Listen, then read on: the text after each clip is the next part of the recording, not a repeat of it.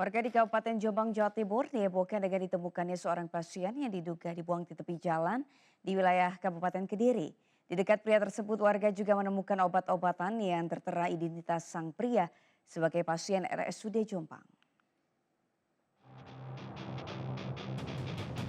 Kabar ditemukan sesosok pria yang tergeletak di trotoar tepi jalan raya di Kabupaten Kediri, menghebohkan warga Kabupaten Jombang, Jawa Timur.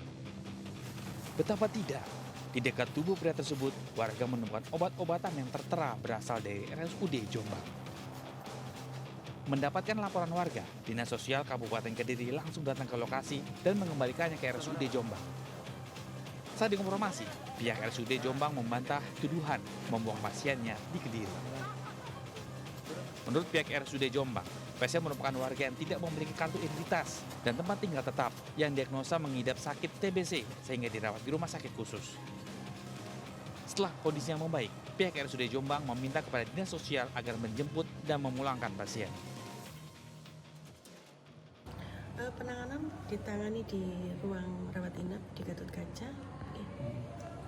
Nanti selanjutnya Selanjutnya nanti kami akan koordinasi dengan Dinas Sosial kembali. ketika sudah Ya, dinyatakan sudah dinyatakan sembuh.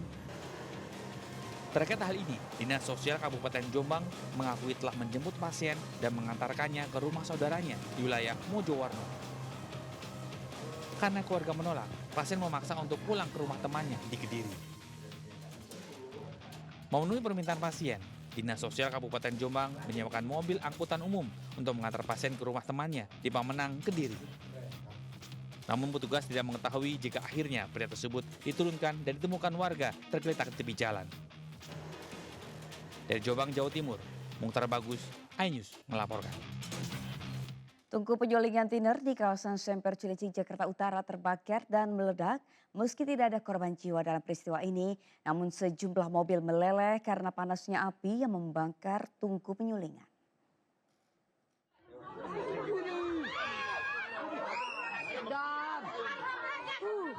Kepulan asap hitam membumbung tinggi dari kebakaran tungku penyuling tiner di kawasan Semper, Cilincing, Jakarta Utara. Besarnya kobaran api juga terekam warga, termasuk detik-detik ledakan akibat kebakaran tungku tersebut. Sejumlah mobil mengalami kerusakan kaca dan bodi mobil yang meleleh akibat panas dari api yang membakar tungku penyulingan. Menurut warga, api berasal dari tungku pembuatan cat yang membuat api dengan cepat membesar. Apalagi pembuatan cat memakan banyak bahan tiner yang mudah terbakar hanya menggunakan kayu bakar. Tiba ada api dari sebelah saya ini, tiba-tiba ya ngejeger aja gitu. Itu apa namanya itu, Bang? Pabrik cat. Ini. Bukan itu, yang awal api itu dari tempat apa, Bang? Tungku atau gimana? Pabrik cat kimia, kimia. Dikarenakan ada penyulingan tiner. Jadi awalnya dari pemilik sedang menyuling tiner, terjadi penyalahan. Api akhirnya bisa dipadamkan setelah petugas mengerahkan 6 unit mobil pemadam kebakaran ke lokasi kejadian. Tidak ada korban jiwa dalam peristiwa ini dan kasus masih ditangani petugas Polsek Cilincing, Jakarta Utara. Dari Jakarta, Sofyan Firdaus, iNews melaporkan. Timnas Indonesia sepertinya tidak bosan berburu pemain keturunan yang merumput di luar negeri. Yang terbaru, striker berusia 19 tahun asal klub Belanda, Mauro Zylstra mengaku sedang menjalani proses naturalisasi sebagai pemain timnas.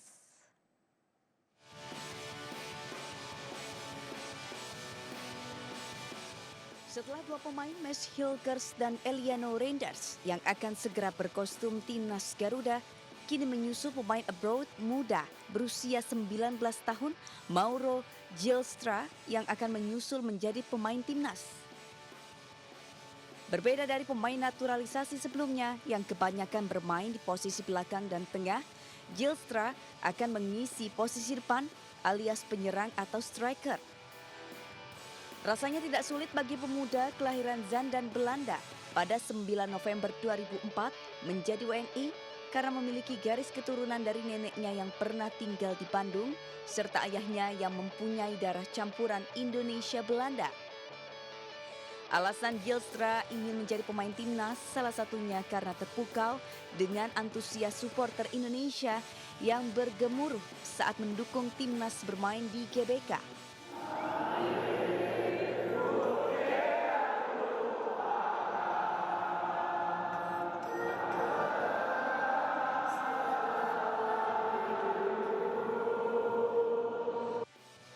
Bahkan Ketua Umum PSSI Erick Thohir telah menjadi followers akun Instagram Zylstra. Kepastian pemain U21 klub Volendam akan berpaspor Indonesia diutarakan langsung oleh Zylstra dalam wawancara podcast kanal YouTube Football Premier. Zylstra mengaku sedang menjalani proses perpindahan kewarganegaraan menjadi WNI.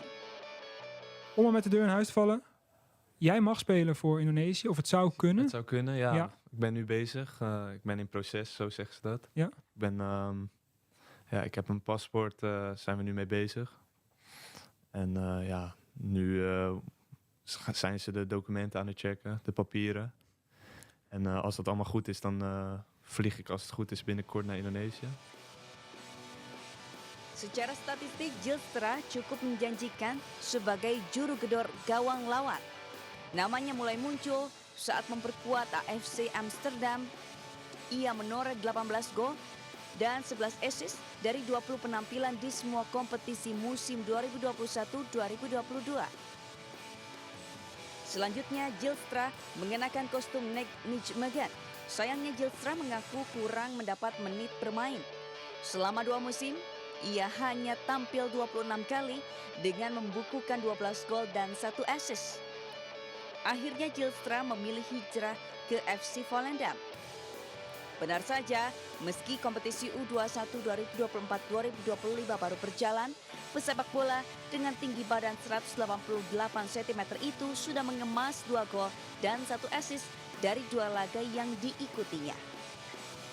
Tentu saja statistik ini bisa menjadi opsi bagi pelatih Sinteyong guna mempertajam barisan depan timnas Indonesia untuk mengarungi laga bersejarah fase penyisihan Piala Dunia Zona Asia.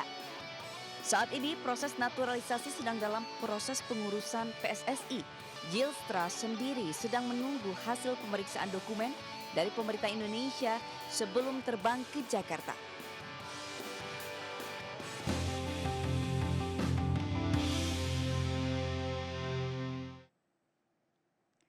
Atlet cabang olahraga selam kolam Jawa Barat, Oza Febi Mulyani kembali meraih medali emas dalam cabang olahraga selam kolam di nomor 800 meter Cervez Putri pada Pekan Olahraga Nasional 21 Aceh, Sumatera Utara. Pertandingan ini di kolam renang Tirta Raya Banda Aceh. Atlet selam kolam Jawa Barat, Oza Febi Mulyani berhasil meraih medali emas di nomor 800 meter Cervez Putri dengan mencatat waktu tercepat 7 menit 28,69 detik. Sementara medali perak diraih Banten Trinasya Charis Renata dengan mencatat waktu 7 menit 34,66 detik.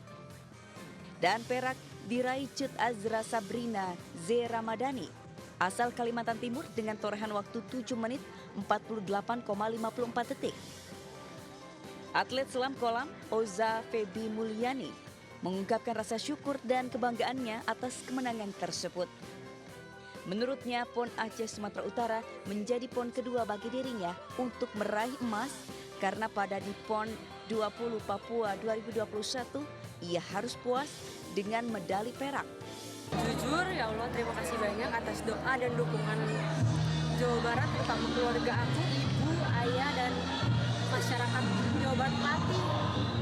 Jujur, 2 kali PON ini saya mendapatkan medali emas, waktu PON Komedi Papua 2 perak. Sekarang mungkin ada peningkatan, syukurlah rezeki dari Allah, aku bisa dapat 1 emas, 1 perak.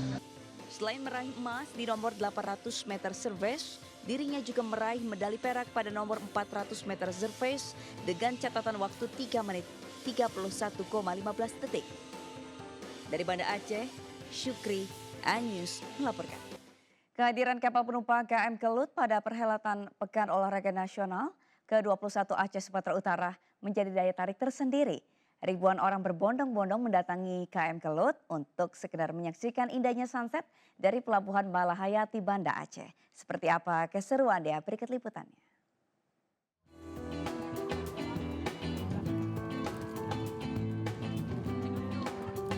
Selama ini, masyarakat di Banda Aceh dan Aceh Besar menyaksikan matahari terbenam di bibir pantai Ulele dan Lampu Kuku. Namun sejak kapal KM Kelut bersandar selama perhelatan PON ke-21 Aceh Sumut, lokasi ini menjadi tempat favorit baru warga untuk menikmati indahnya pantai dan matahari terbenam kala senja tiba. Sejak tiba 14 September lalu, KM Kelut yang menjadi penginapan terapung bagi atlet, ofisial, dan pengunjung yang menyaksikan PON menjadi lokasi wisata musiman baru bagi warga kota Banda Aceh. Hampir nyaris semua sudut kapal KM Kelut yang dilalui pengunjung menjadi spot foto para pengunjung. Apalagi view pegunungan dan sunset di atas kapal KM Kelut seolah menghipnotis siapa saja yang berkunjung. Ya, dengan adanya kapal Kelut, masyarakat bisa melihat bahwa ada transportasi laut yang disediakan oleh pemerintah untuk mendukung PON. Karena kita akui Aceh kekurangan hotel dan penginapan. Menurut saya sih di sini lumayan seru. Kita bisa menikmati view-view di dalam kapal. Terutama kita bisa melihat banyaknya kapal-kapal yang masuk ke Pelabuhan Malahayati. Seperti kapal minyak, kapal seperti kargo dan lain sebagainya. Hingga kini selama gelaran PON, sedikitnya sudah 15 orang datang ke kapal KM Kelut. Angka ini memperkirakan masih akan terus bertambah selama kapal KM Kelut kembali ke Jakarta pada 22 September mendatang. Dari Banda Aceh, Sukri Serhudin, iNews melaporkan. Pemirsa, tak hanya ramai di siang hari, kawasan wisata Pantai Ancol juga marak dikunjungi wisatawan pada malam hari. Dan untuk mengetahui seperti apa kemeriahan Pantai Ancol, kita simak laporan Faisal Rinaldi berikut ini. Ya pemirsa, libur panjang peringatan Maulid Nabi dimanfaatkan oleh sejumlah masyarakat untuk menghabiskan waktu liburannya. Nah, salah satu tempat wisata yang masih menjadi favorit adalah Taman Impian Jaya Ancol. Dari pantauan kami di sini, khususnya di Pantai Ancol ini sendiri, mayoritas pengunjung adalah keluarga yang terdiri dari ayah, ibu, dan juga anak-anaknya. Memang Pantai Ancol ini sendiri masih menjadi wisata favorit karena harganya yang terjangkau. Nah, di sini juga masyarakat ataupun pengunjung bisa melakukan berbagai aktivitas menarik seperti misalnya bermain pasir, bermain air, bermain layang-layang, bahkan duduk-duduk santai saja di pinggiran pantai ini bisa sangat mengasyikkan di sini.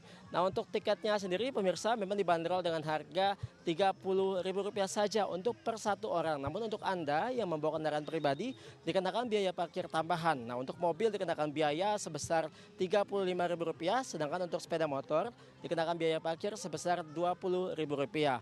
Nah, untuk Anda yang ingin berlibur atau menghabiskan waktu liburannya di Pantai Ancol ini bisa membeli tiketnya secara resmi di website Ancol www.ancol.com.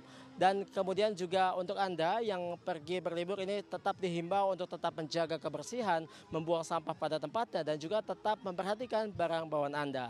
Dari Jakarta, Faisal Rinaldi dan di Bernandi iNews melaporkan. Pemirsa, Anda yang gemar berwisata alam sepertinya wajib mengunjungi wisata Curug Lewe Secipit di Kecamatan Limbangan, Kabupaten Kendal, Jawa Tengah. Tidak hanya menawarkan air terjun dengan pesona alam yang memukau, tapi juga terdapat mitos jika membasuh wajah di air terjun ini membuat wajah menjadi lebih bercahaya.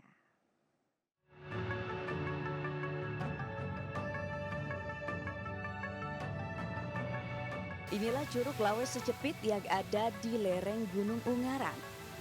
Terletak di dataran tinggi, curug ini sering diselimuti kabut yang menciptakan suasana magis dan romantis. Dengan ketinggian sekitar 20 meter dan dikelilingi hutan pinus serta tanaman perdu yang rimbun, menambah keindahan tempat ini. Salah satu keunikan di tempat wisata ini adalah batu cermin yang tidak pernah basah meskipun terus-menerus terkena aliran air terjun. Selain itu, legenda setempat menyebutkan bahwa di bawah batu besar tersembunyi harta karun berupa emas atau intan. Tak jarang, hal itu membuat wisatawan membasuh muka di air terjun ini. Selain karena kejernihan airnya, Juga terdapat mitos jika membasuh muka di sini dapat membuat wajah tampak berseri-seri seperti kilauan emas atau permata. Karena tempatnya indah, menarik, masak-masak di situ bareng teman-teman, terus foto-foto di sini, sama tadi ada bikin video juga. Sangat menyenangkan karena kan di Ngalian sangat panas, jadinya kayak kita bisa berwisata ke sini tuh kayak refresh di era perkuliahan. Curug Lawes Cepit buka setiap hari mulai pukul 7.30 hingga 17.00 waktu Indonesia Barat dengan biaya tiket masuk Rp5.000 per orang. Akses menuju curug cukup mudah. Setelah memarkir kendaraan, pengunjung hanya perlu berjalan kaki sejauh 300 meter. Dari Kendal, Jawa Tengah, Taufik Budi, iNews melaporkan. Pemirsa, beragam hidangan penutup atau dessert menggemaskan disuguhkan di sebuah kafe di Kota Bandung, Jawa Barat. Hidangan penutup ini disajikan dalam aneka bentuk hewan yang unik dan lucu. Seperti apa? Berikut liputannya.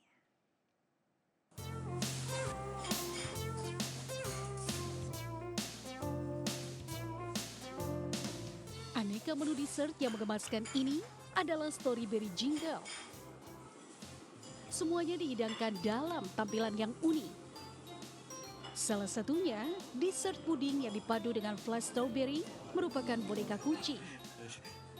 Uniknya lagi, puding ini juga memiliki tekstur kenyal sehingga jika digoyangkan sedikit saja, dessert ini akan bergerak layaknya penari yang tengah berjoget.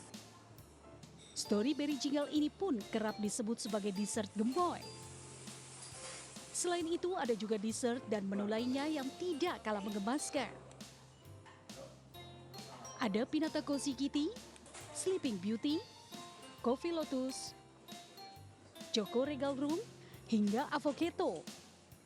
Dan semua hidangan ini disajikan dalam bentuk hewan yang menggemaskan. Dari banyaknya hidangan yang disajikan, kehadiran dessert gemoy yang menggemaskan membuat Story Cafe ramai didatangi pengunjung. Kebanyakan mereka mengaku sengaja datang karena gemas dan ingin mencicipi aneka dessert yang ditawarkan. Nggak terlalu asam, rasanya pas. Buat anak-anak sih cocok ya. Tapi kalau bentuknya sendiri kan ini benar-benar itu gimana? Melihat bentuknya sendiri. Oh iya, tadi kita kan nanya yang referensi dari sini, rekomen dari sini. Emang katanya kan ini salah satu rekomennya yang puding jiggle yang goyang ini. Ya kayaknya emang salah satu favorit puding di kafe ini sih gitu. Sih rasanya enak ya.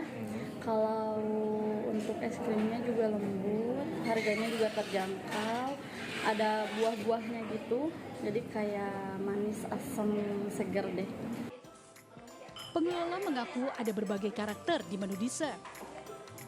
Mulai dari karakter kelinci, kucing, beruang, dan landak dengan bentuk menggemaskan. Dalam sehari, kafe ini bisa menjual lebih dari 60 dessert berbagai karakter. Sebenarnya kalau yang kita usung itu konsepnya karena di Bandung kita lihat belum ada dessert yang dalam bentuk yang lucu, yang banyak digamari, terutama untuk anak-anak ya. Tapi dessert kita sendiri, kita bisa jamin dari segi rasa pun tidak terlalu manis sehingga bisa dimakan oleh anak-anak sampai ke lansia. Nah, kenapa disebut gemoy? Karena jiggle ini saat misalnya kita goyang-goyang si piringnya, dia bergerak ke kanan dan ke kiri gitu. Aneka hidangan Story Cafe yang terletak di kawasan Jalan Bekar Utama, Kecamatan Bojongloa Kidul ini juga ramah di kantong. Menu yang ditawarkan pun beragam, mulai dari harga Rp40.000 hingga Rp60.000. Dari Bandung, Jawa Barat, Ervan David, iNews melaporkan. Pemirsa, dalam lawatannya ke Kota Semarang, Jawa Tengah, Menteri Pariwisata dan Ekonomi Kreatif Sandiaga Salahuddin Uno menghadiri sejumlah event unggulan Kemenparekraf. Salah satunya adalah Festival Kota Lama yang terpilih menjadi event terbaik dalam Karisma Event Nusantara tahun 2024.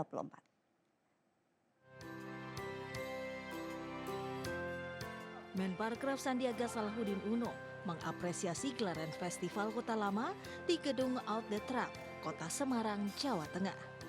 mengangkat tema Heritage in Diversity. Festival yang selama 13 tahun berturut-turut terpilih menjadi event terbaik dalam karisma event Nusantara ini menyuguhkan beragam pertunjukan seni dan budaya Nusantara.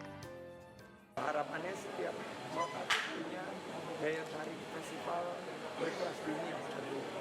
Jadi tahun depan mudah-mudahan bisa masuk 10 besar Indonesia dan dengan lebih banyaknya kerjasama dengan pihak Belanda tadi saya diberitahu akan ada orkestra tahun depan nanti kunjungan wisatawan dan pergerakan ekonominya lebih tinggi. Sandiaga juga menghadiri workshop Kabupaten Kota Kreatif atau Kota Kreatif di Taman Budaya Raden Saleh, Semarang, Jawa Tengah untuk mengakselerasi pertumbuhan ekonomi dan memperluas lapangan kerja dengan terus mendorong pengembangan ekosistem ekonomi kreatif.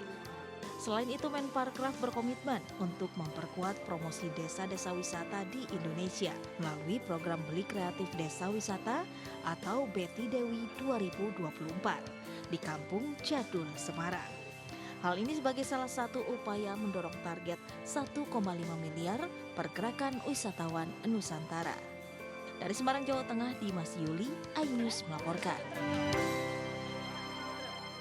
Pemirsa, MNC Finance kembali memberikan grand prize bagi nasabah setianya dalam program Gebiar Promo tahun 2024. Kali ini, seorang warga asal Pangkal Pinang, Kepulauan Bangka Belitung, mendapatkan hadiah sepeda motor sebagai bentuk apresiasi MNC Finance kepada para debiturnya.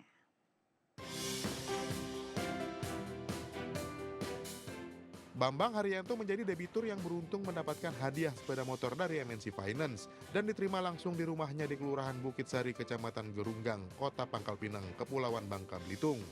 Gebiar Promo 2024 merupakan program tahunan MNC Finance kepada debitur yang memiliki kontrak lebih dari 1 kali. Bambang Haryanto telah menjadi nasabah setia MNC Finance selama 4 tahun. Di MNC Finance itu prosesnya cepat, singkat, pelayanannya menarik, banyak promo, dan selalu menginformasikan perkembangan kalau ada apa, itu ada promo dan lain sebagainya. Kami sangat mengapresiasikan nasabah kami, yaitu nasabah kami yang sejauh ini mempercayakan MNC Finance sebagai perusahaan pembiayaannya, khususnya bagi nasabah yang sudah melakukan top up kredit yang kami tawarkan dengan hadiah baik bulanan maupun hadiah tahunan. Gebiar Promo 2024 MNC Finance merupakan bentuk apresiasi kepada nasabah yang mempercayakan MNC Finance sebagai perusahaan pembiayaan. Selain sepeda motor, MNC Finance juga menyiapkan banyak hadiah menarik lainnya yang dapat dimenangkan oleh para nasabah setianya. Dari Pangkal Pinang, Kepulauan Bangka Belitung, Haryanto, iNews melaporkan. Bagi Anda pengguna kendaraan pribadi dan tol di Jakarta, Tangerang hingga Bekasi harus siap-siap mengeluarkan kocek lebih. Pasalnya sejumlah ruas tol akan mengalami kenaikan dalam waktu dekat. Kenaikan itu rutin dilakukan setiap 2 tahun sekali berdasarkan pengaruh inflasi. Ruas tol apa saja yang mengalami kenaikan, berikut informasinya.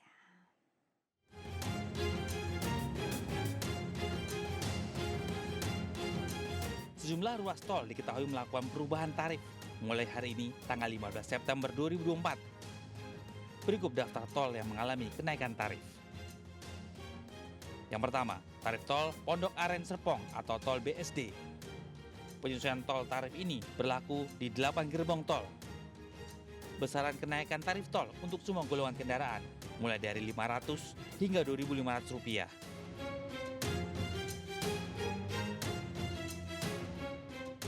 Yang kedua, tarif tol dalam kota. Besaran kenaikan tarif tol untuk semua golongan kendaraan ini mulai dari Rp500 hingga Rp1.500.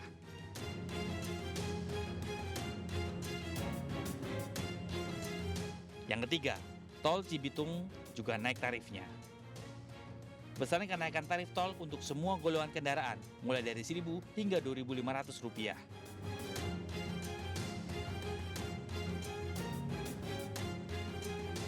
Berdasarkan regulasi, evaluasi dan kenaikan tarif tol ini dilakukan rutin setiap 2 tahun sekali berdasarkan pengaruh laju inflasi. Tim Liputan iNews melaporkan. Pemerintah berencana melakukan pembatasan pembelian BBM subsidi Pertalite mulai 1 Oktober 2024.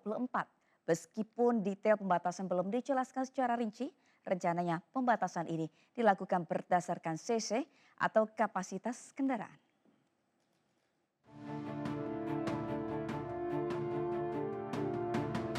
Menteri Koordinasi Bidang Kemaritiman dan Investasi Luhut Binsar Panjaitan menyebut pembatasan BBM subsidi Pertalite akan berlaku mulai 1 Oktober 2024.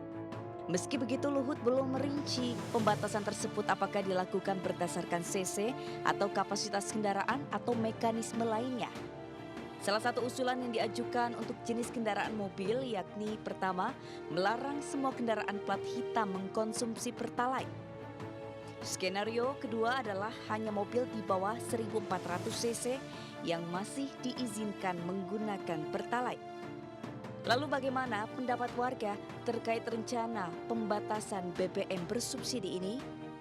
Kalau saya, kalau memang betul-betul dibatasi atau apapun ya, dengan statement yang memang ini mengganggu stabilitas dan juga ekonomi khususnya para driver. Kalau memang itu saya setuju sih sebenarnya ya. Kalau untuk kendaraan mewah ya itu resiko ya. Penggunaan transportasi umum itu kan bisa lebih dioptimalkan lagi dan itu mungkin lebih efisiensi lagi gitu kan. Apalagi kalau masyarakatnya semua udah beralih ke angkutan umum. Dari Jakarta, Amri Narida, Muhammad Zulkarnain Ari Anyus melaporkan. Jelang perpindahan aparatur sipil negara pada akhir tahun nanti, otorita IKN terus melakukan pengerjaan hunian bagi para ASN.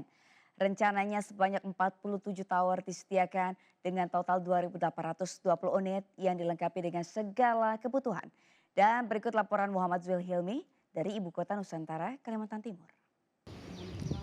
Pemirsa, di akhir masa jabatannya Presiden Joko Widodo ini berkantor di Ibu Kota Nusantara dan selama melakukan peliputan kami para awak media dan juga Biro Pers dan Media Istana ini menginap di hunian ASN. Lantas seperti apa penampakan dari hunian ASN? Ikuti saya terus. Jelang perpindahan ASN, pemerintah terus mengebut pembangunan hunian ASN di Ibu Kota Nusantara. Saat ini sudah ada beberapa tower yang siap dan telah digunakan untuk berbagai kegiatan di IKN. Setiap tower terdiri dari 10 lantai dengan 1 lantai basement. Untuk naik turun ke setiap lantai disediakan tangga dan 2 unit lift. Inilah gambaran unit hunian ASN yang ada di Ibu Kota Nusantara. Saat masuk akan menemui ruang tamu dan ruang keluarga yang dilengkapi meja, lemari kabinet, sofa, hingga 1 unit televisi. Di sampingnya terdapat ruang makan yang dilengkapi meja makan dengan 6 kursi, serta dapur, lengkap dengan kitchen set dan kompor tanam, serta tempat pencuci piring. Ada juga 1 unit kulkas yang disediakan. Di sebelahnya terdapat ruang mencuci yang dilengkapi 1 unit mesin cuci lengkap dengan jemurannya. Dalam 1 unit disediakan 3 kamar tidur dan 1 kamar mandi. 2 kamar tidur dilengkapi tempat tidur jenis single, lemari, meja kerja, dan kursi. Sementara 1 kamar lainnya berukuran lebih besar dengan tempat tidur jenis double, lemari pakaian, meja dan kursi kerja, dan kamar mandi. Setiap kamar tidur dilengkapi dengan pendingin ruangan. Untuk kamar mandi luar dilengkapi dengan shower, kloset duduk, dan wastafel. Yang menarik, setiap unit hunian ini menerapkan smart home system dan terintegrasi. Nah, pemirsa, seperti itulah penampakan dari unit ASN yang ada di Ibu Kota Nusantara. PLT Kepala Otorita IKN Basuki Hadi Mulyono mengatakan akan ada 47 unit tower hunian ASN yang disiapkan dan pada bulan September ini ditargetkan akan rampung 14 tower. Kita akan nantikan bagaimana pembangunan IKN jelang perpindahan ASN yang ditargetkan akan berlangsung pada akhir tahun ini. Dari Ibu Kota Nusantara, Muhammad Zulhilmi melaporkan.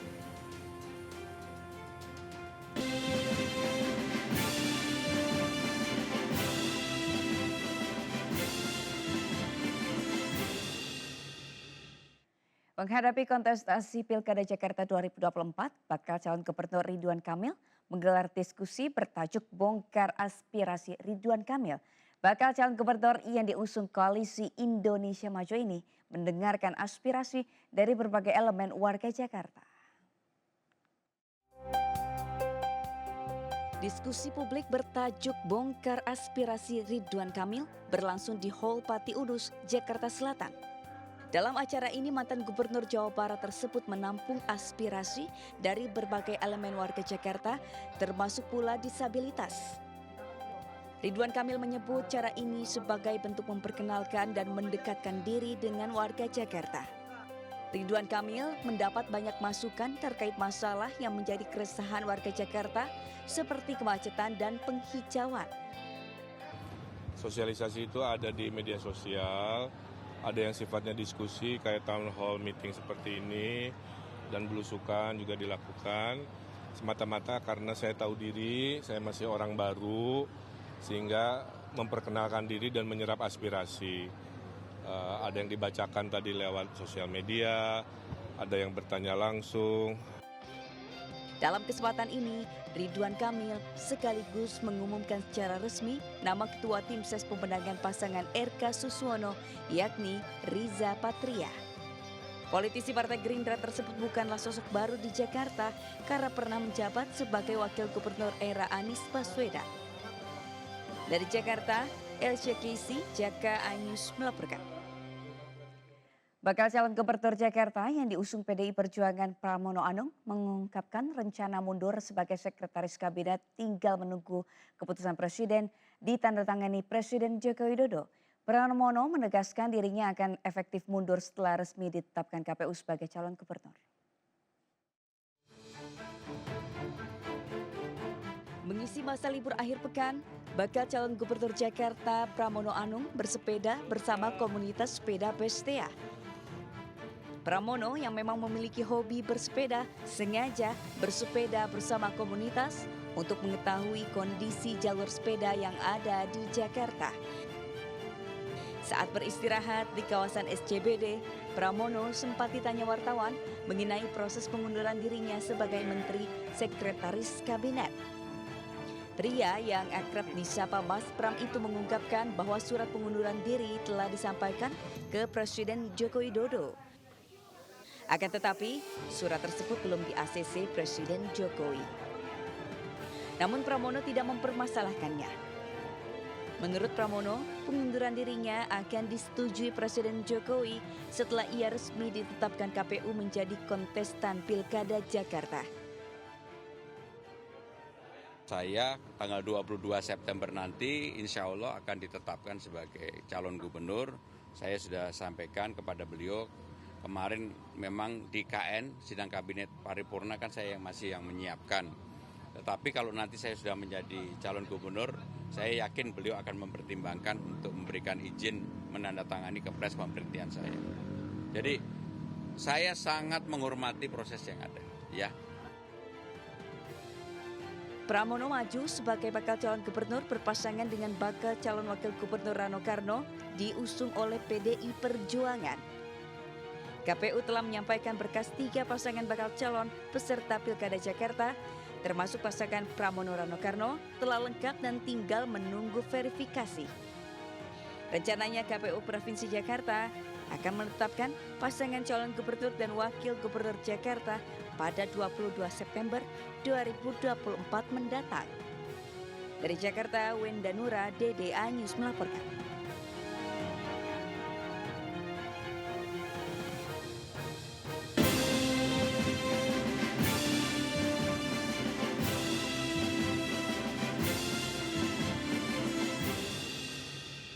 Pemirsa berkunjung ke Festival Budaya Jepang dan Indonesia, Festival Japan 2024 dapat menjadi salah satu rekomendasi bagi Anda untuk mengisi libur akhir pekan.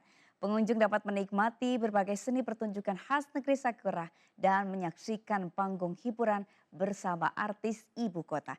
Berikut laporan Elsa Casey dari Plaza Timur GBK, Senen, Jakarta. Ya pemirsa, setelah pertama kali diadakan pada tahun 2009 yang lalu, kini Festival Jak Japan kembali diadakan di Indonesia. Tepatnya diadakan di Plaza Timur GBK Senayan, dan acara ini diadakan pada tanggal 14 hingga 15 September mendatang. Adapun acara ini dihadiri oleh ribuan pengunjung yang juga mereka mencintai kebudayaan dari Jepang. Dan untuk mengetahui secara lebih lanjut, saya sudah bersama dengan salah satu pengunjung yang datang ke festival ini. Halo, selamat malam Kak, dengan siapa? Dengan Maru. Oke. Kak dari mana asalnya? Aku dari Serpong. Oke. Kak ini jauh-jauh datang ke dari Serpong datang ke sini, kira-kira apa sih Kak yang ingin disampaikan? Ini kan Kakak juga datang dengan cosplay, ini seperti apa sih Kak? Aku sebenarnya cosplay ini kan karena hobi juga gitu, dan aku datang ke event-event seperti ini dengan cosplay supaya event-event Jepangan seperti ini juga bisa jadi tempat yang nyaman supaya orang-orang yang hobinya sama juga sebagai cosplayer itu bisa kumpul di tempat-tempat yang sama kayak gitu. Oke, terima kasih banyak Kak. Ya, sama-sama. Ya pemirsa, itu dia perbincangan saya secara singkat dengan salah seorang pengunjung yang menyebutkan bahwa ia rela datang ke acara ini memang untuk datang bertemu juga dengan para pengunjung yang juga mencintai budaya Jepang. Memang di sini tidak hanya dapat menikmati budaya Jepang kontemporer seperti cosplay, tetapi para pengunjung juga dapat menikmati berbagai budaya tradisional khas Jepang karena memang acara ini diadakan berdasarkan kerjasama dari Kedutaan Besar Jepang di Indonesia dengan Pemprov DKI Jakarta. Para pengunjung yang ingin datang dapat membeli tiket seharga Rp50.000 di tiket box yang tersedia, dan Anda dapat langsung datang ke GBK tepatnya di Plaza Timur Senayan. Dari Jakarta, Elsya Kesi Jaka Samsa, iNews melaporkan. Pemirsa, ajang penghargaan di dunia olahraga Santini Jebret Media Awards akan kembali digelar pada 26 September 2024 di Jakarta. Dua stasiun TV milik MNC Group yakni RCTI dan iNews TV masuk nominasi dalam ajang ini.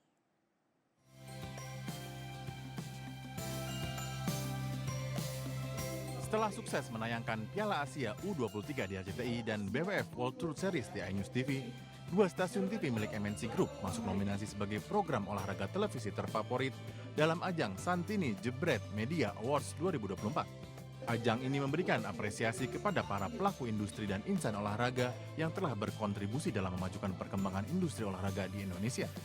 Sebetulnya ini suatu apresiasi yang luar biasa ya buat program kita, khususnya Piala Asia di bawah usia 23 tahun, di mana Indonesia memang saat itu berhasil lolos sampai semifinal. Ini sebuah raihan prestasi yang belum pernah ada, sebetulnya belum pernah ada dalam sejarah sepak bola nasional. Dan itu hebatnya kita yang menayangkan, yaitu RCTI. Dengan demikian ini adalah suatu tayangan yang benar-benar sangat spektakuler ya.